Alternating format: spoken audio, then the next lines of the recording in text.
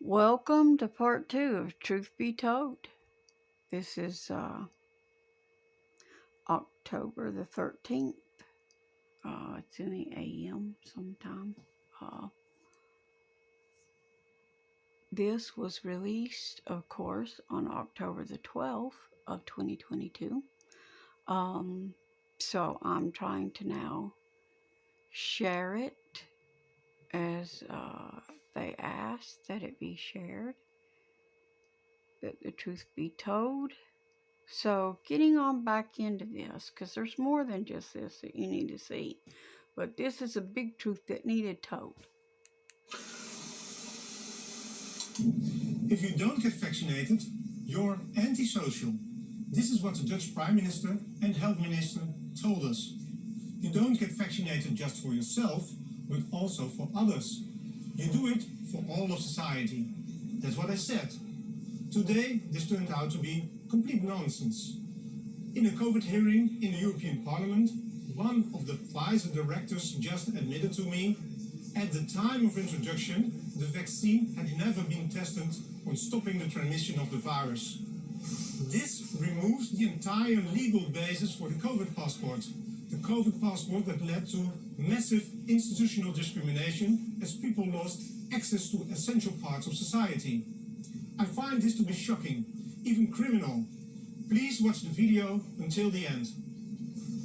Voor u, mevrouw Small, heb ik de volgende vraag waar ik een duidelijk antwoord op wil. And I will speak in English so there are no misunderstandings. Was the Pfizer COVID vaccine tested on stopping the transmission of the virus before it entered the market? If not, please say it clearly. If yes, are you willing to share the data with this committee? And I really want a straight answer, yes or no, and I'm looking forward to it. Thank you very much. Regarding the question around, did we know about stopping immunization before it entered the market? No. We had to really move at the speed of science to really understand what is taking place in the market. This is scandalous. Millions of people worldwide felt forced to get vaccinated because of the myth that you do it for others. Now, this turned out to be a cheap lie. This should be exposed. Please share this video. This turned out to be a big deception, actually, leaving me to ask this question. What's the purpose of it then? It doesn't stop the transmission of it, they said. So, what is the purpose of having 1, 2, 3, 4? Because they are small? And they just kept pushing them and pushing them and pushing them. And they knew they hadn't even tested them? Really? And how many people have become ill because of this? And had all kinds of health problems in their body? This is what becomes when you listen to man who has beast above God and his holy word. My recommendation, spiritual recommendation, is to trust God, that is Jesus, and his holy word, and not man, whom is beast, and whom lies. Get in the word of God. Repent for the sorceries which thou hast done, and get thyself back to God and seek his holy face. Truly pour out your heart to him and ask him to fix that thing, whatever it's doing to you. Ask God to stop it. It's destroying the temple of God. If nothing else, I pray that your eternal soul be saved, even if the body is lost, that is nothing, just so the soul is saved. So seek forgiveness while it might be found. Get that oil in your vessel if it is possible. Stop worshiping man. Stop trying to save your own life. He that loveth his life shall lose it, and he that loses his life for my sake shall gain it. The persecution of the churches is coming. And if you don't believe that, just give me a few minutes and I will show you what's going on. Before I head on into the next video, I wanted you to see this.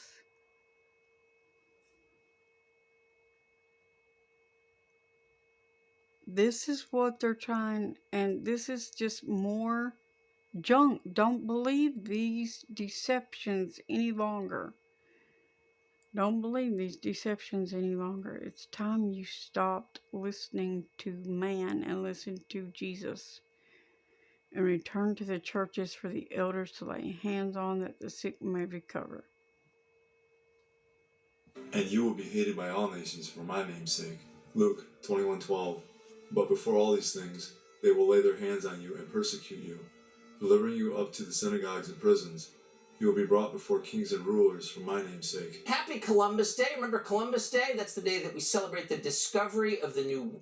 I'm going to say, I completely forgot what Columbus Day was about, honestly.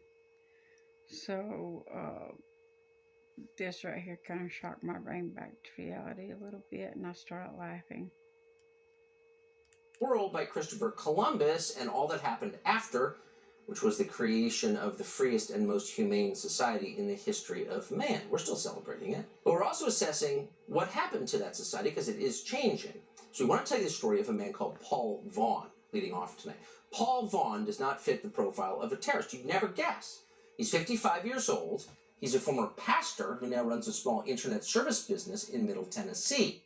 Now, get ready to be shocked. And remember, I told you the persecution of the churches is coming. You didn't want to believe it.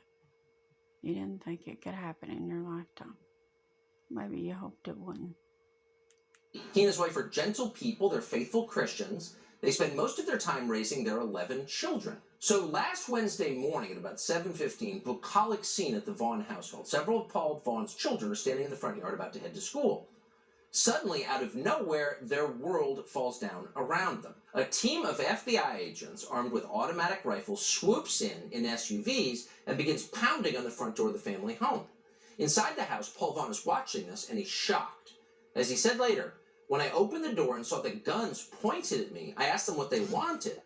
They said they wanted me. The agents led Paul Vaughn away. Inside the house, his wife had been at the back with their newest child, an 18-month-old baby, ran to the front door.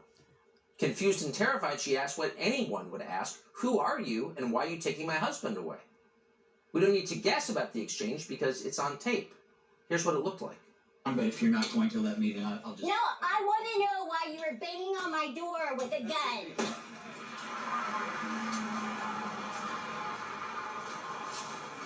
Hey, let's go back to that. You're not going to tell me anything? No, we're not. I tried. No, you didn't. Yes, I did. You did not try.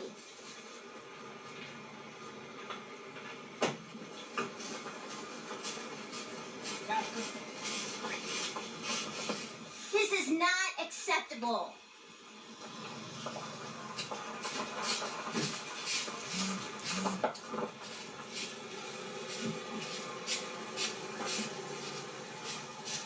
Can I have your name?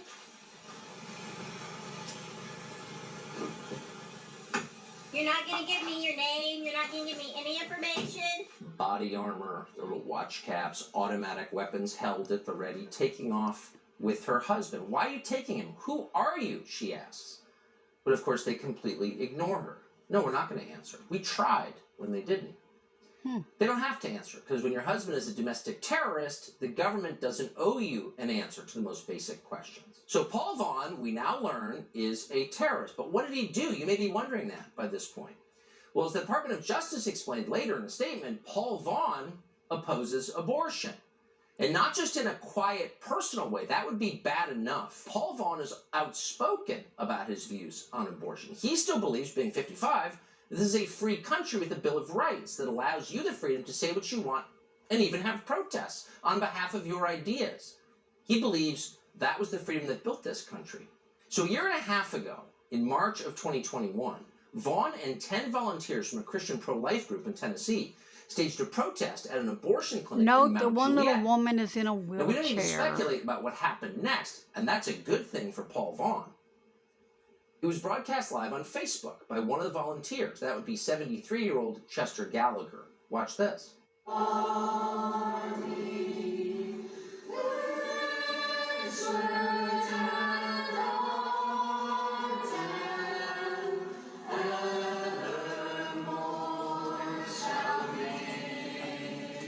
Hey guys, we're gonna need you guys to disperse outside, okay? This is your last warning. I need everybody to step outside, go to the sidewalk. You're more than welcome to protest out on the sidewalk, okay? So I'm just asking real nicely, please, for you guys to leave. Go outside on the sidewalk. Holy, holy, holy is the Lord God Almighty. So you live in the United States and you watch nightly the chaos in your city. Buildings burning, people being pushed in front of subway trains, people getting knocked in the face on the street for no reason, carjackings, murders, up in every city in America. So you look at that and you think, is that really it? That's why armed FBI agents with automatic rifles arrived at Paul Vaughn's home last Wednesday because of that? Because more than a year ago, a group of Christians, many of them elderly, sang hymns? Yeah, that's it. That's what he did wrong. Now, we should note that we only have this video evidence because of the hard work of Maya Campbell at Town Hall, which broke this story. God bless. Without this documentary evidence, without this video, you might be tempted to believe the Biden administration when it tells you that Paul Vaughn, quote, used force and physical obstruction to injure, intimidate, and interfere with employees of the abortion clinic. But he didn't. He didn't use physical force. He sang hymns. But for doing that, Joe Biden's Department of Justice now tells us, Paul Vaughn deserves to spend 11 years in prison. 11 years. Vaughn's, quote, co-conspirators from that day in March of 2021, meaning other pro-life activists, are also facing long prison sentences. This group would include 87-year-old Eva Edel. Now, if that name sounds familiar to you, it's because she is something of a celebrity in Christian circles, pro-life circles.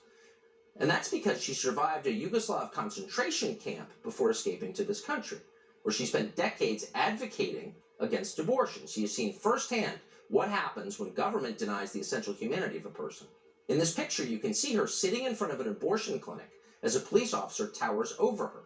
Within seconds, 2 officers are shoving this 87-year-old into the back of a car. Now, again, contrast this with the country you watch every night on television, or the one you experience if you live in a city where people are afraid to go to the grocery store, where Wendy's burned down in the name of civil rights and no one does a thing about it. Watch how they're treated. Same thing happened to 58-year-old Heather Idoni back in March of 2021. It took a whole team of police officers to remove her. Really, you wonder why. How dangerous does she look? Then there was 57-year-old evangelist Calvin John Zastro. He was also arrested that day in March. Here's a video he shot discussing it. When we have national revival, this is what every abortion clinic's going to look like. Right here, feel the rubble. Not through violence, through peace, but through God bringing the high places down. So let's go show up in front of those high places, trust Him, rescue, preach, sing, pray, and see this happen to the rest of them. Now, you may not share his views. Maybe you do, maybe you don't. But be as honest as you can with yourself. Does that guy look dangerous? And if so, compared to what? There are a lot of dangerous people wandering around completely unimpeded. In fact, they're celebrated by this administration. Is that guy a dangerous person? Of course he's not. And if you still think the persecution of the churches has not begun in America, sleep on, sleeper. Because you're going to wake up in hell. It's going to be mighty hot when you wake up. Because these things are going on. This is very real. And these are the last days. Jesus is on his way. I am but the voice of one crying in the wilderness. Make straight thy path. Make straight thy path. Get those lamps trimmed and burning. Make sure you have oil in your lamps. Many of y'all are in a seem not religion. I suggest you get out. See you in the next part of Truth Be Told.